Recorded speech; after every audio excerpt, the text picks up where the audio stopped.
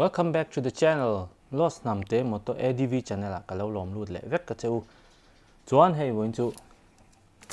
ka bu tharon thleng tlat mai. Hei hi kan unbox anga ka phel chak to lu tu ka ma se video siam ka du tho box ya. Chuwang chuan ka in zoom trang trang hei tian ron thlenga ka bu thar ni hei ka bu thlui chu adar deuh ti ti to ani em in ka hre to lawa. Chuwang chuan in hi karon ti nok nok don ni video hi. Kan hongang hei hi chuan thil pakhat le chu hon ma hi tun Friday chapchar ku thian hortoki ron right kan tuma kong lui tang investor zol tang ron kal kan tuma hi hortoki a subscriber ta in lo mai chuan kan mu thau don ni chuan in hei hi ka chan hi 6 kiom tinia ka phekok chani Bangalore an nia aron kal rei lo ang reng kom me car khat vel che che ron kala chuan hei hi kan hong don ani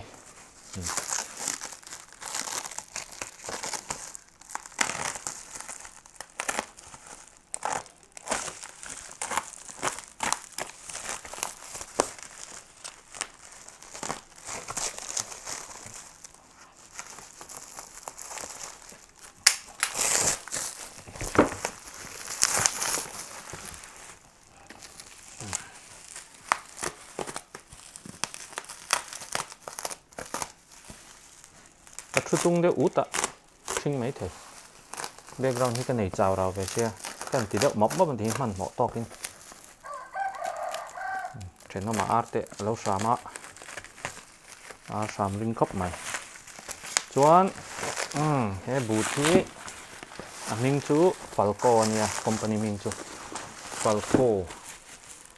Avantur True ini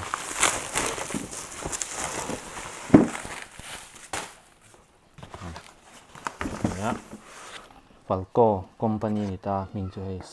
Sava lem ang ngam mo Falcon chuan kan hong don ni SIC UK9 ka cha te ma liam thret hi poi lawa kan chu ti swal par takin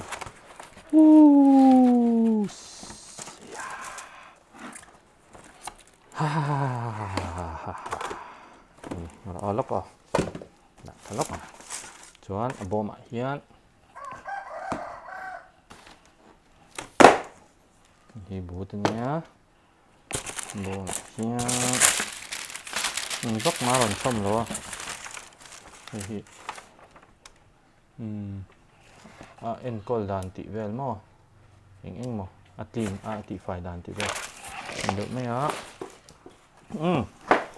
chuan hei hi ka bút thar chu alo ni ta ni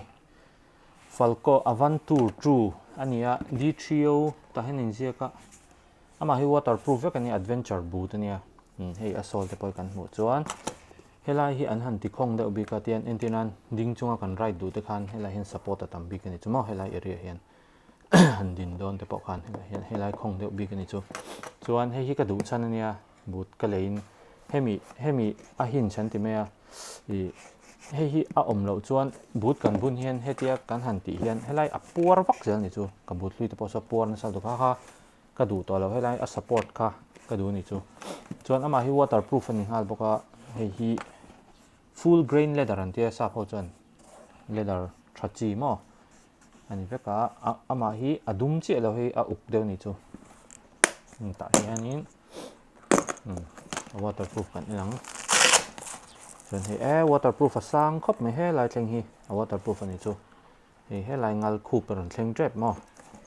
waterproof a tha khop mai chunga hian engwak ma om lova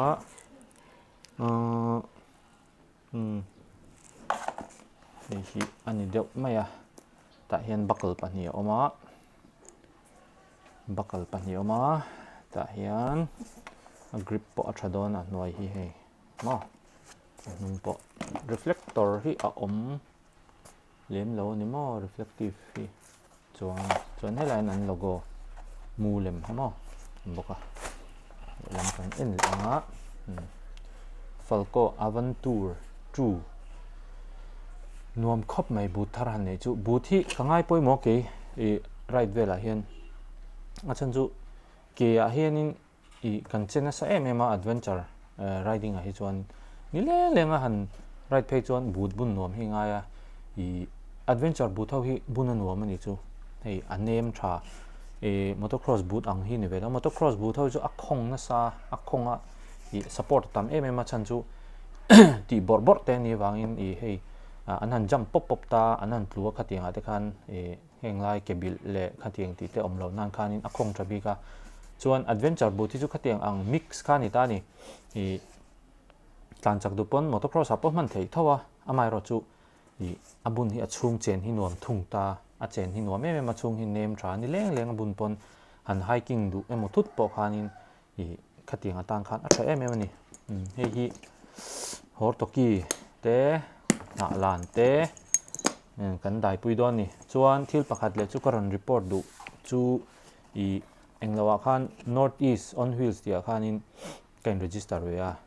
atir khanin northeast on wheels ti aron chua khan kalung kha oi lo khop me centralina atum ve me ni si kha engwangin nge mi puin a participant atel du turte khan poisa choi ngai le tho si antina singa kan choi nga singa choya han right tur kha chuan time ang keni right anga pe chon sum hi sen tlem dan ber kan ngai to wang hianin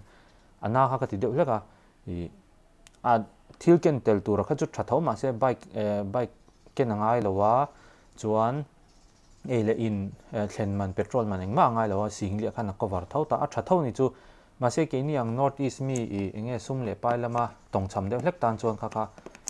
ana ve ni chu khatiang ang central organize ang nisia kha chuan chu kalung oi vak lo ka tui vak lo tel po ka tum lo ma se ma se hei kan tourism te malak na ning chumo kan state Mizoram big chu Mizoram rider big ta chu afrin mintel tir thei don ta ka lom nu tu ka khatiang ani te chuan tiang chen si om le to lowang ka tia ka hanin register le ta ni chu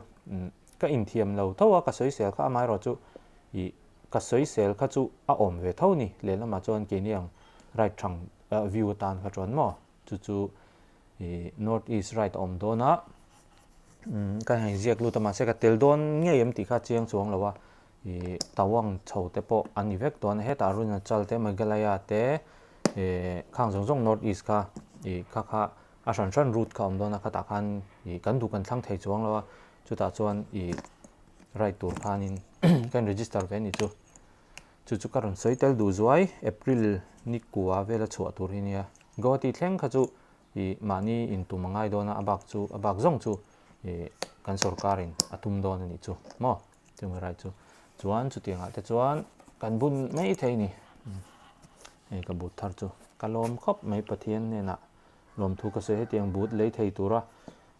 dam na min pe te le thil tam tak van nei na te Asian na te mo taksa chak na te min pe kaloma harsa takin kan ne harsa takan nei hi chu anuam ani ril ru po thinlung po enge alim hemi but nei tur hianin engtin nge ka hausak wanga nei kan ni lo pathianin min tran puya chak na min pe ya tikhanin ka in khol kep kewa hemi but ngor tur wang hian tikhan thil ka ti ve ni chu chuan aman hi sing hi le sang thum a u ve set mai thei ama ero chu Air Jordan po sing khan sang rian man sing thum man in bun tho lom mo nun na chan nan chuan a to ka ti lo